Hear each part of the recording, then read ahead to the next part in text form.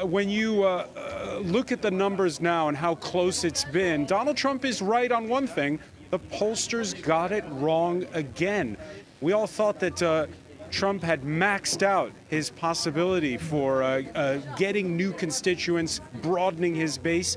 And yet, with this record turnout in so many places, he too got more votes. How do you explain it? Well, I mean, you're talking to a politician who doesn't use pollsters, and I've always been a great skeptic of polling as an industry, and it's become especially suspect now because the vast majority of people don't have phones at home, so they use their cell phones, and a lot of people don't answer the call for pollsters, and they don't want to respond to pollsters.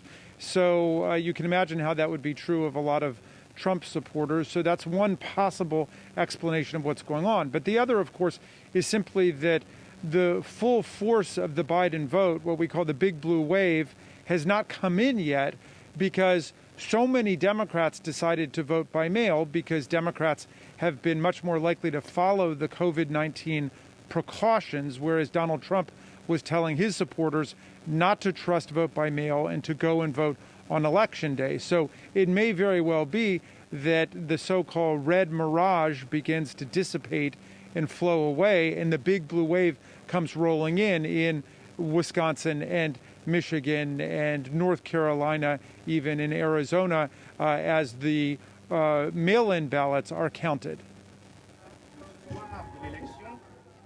And you could say that this is almost at the core of Donald Trump's strategy. He's been warning us all along that if we wait too long for the results, it's going to seem fishy.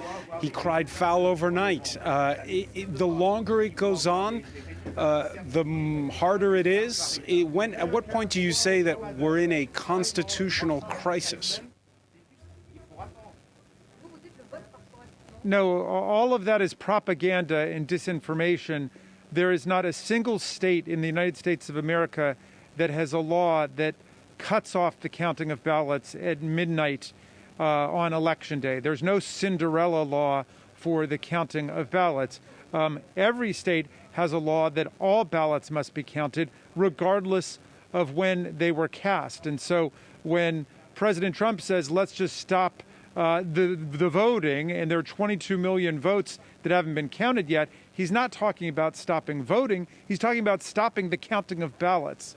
And that obviously is an outrageous assault on democracy itself. And, you know, we know that has been his strategy all along to get his people to vote on Election Day. Then Republicans blocked voting changes that would have allowed for early votes and for mail-in ballots to be counted earlier. In other words, they insisted that they be counted later, and now they're insisting that they not be counted at all. I think everyone can see that for the fraudulent pretense that it is.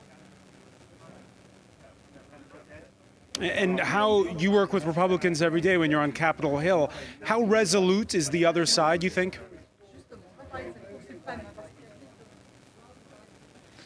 Well, I mean, this is the great disappointment for those of us who believed in some traditions of bipartisanship. I mean, one thing that we thought that everybody in America agreed to was that we had to have a fair election process. I mean, in the year 2000, Vice President Gore was actually presiding over the counting of the electoral votes in the joint session of Congress in January, and he presided over the casting of electors that made him lose the election. Even though it was very suspect, he stuck to it. And here we have a situation where the president is trying to stop the counting of tens of millions of ballots in the United States. And I'm afraid that a lot of our Republican colleagues in Congress are no longer acting like members of a political party. They're acting like members of a religious cult. They will go along with anything Donald Trump says. If Donald Trump is attacking people wearing masks and he says, don't wear masks and we'll just inject everybody with bleach, they don't utter a peep of protest. They go along with that. If Donald Trump had said, everybody must wear a mask, this is a patriot mask, and people who don't wear them are traitors to our country, they would be beating up people for not wearing masks. So they have suspended all critical thought at this point.